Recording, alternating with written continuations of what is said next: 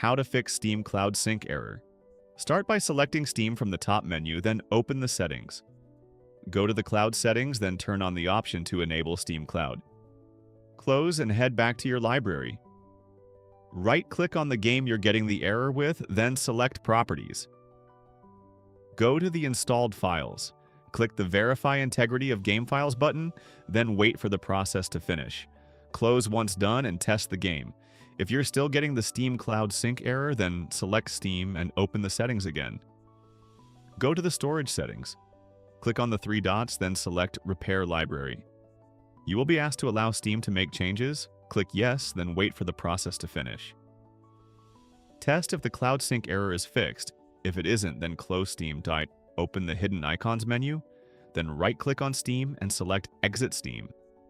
Open Steam again and test the game. For the next solution, select Steam and once again open the settings.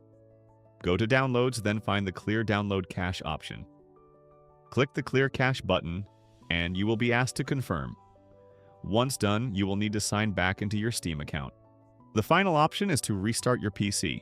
The Steam Cloud Sync error should now be fixed. If this video helped you out, please like and subscribe for more tips.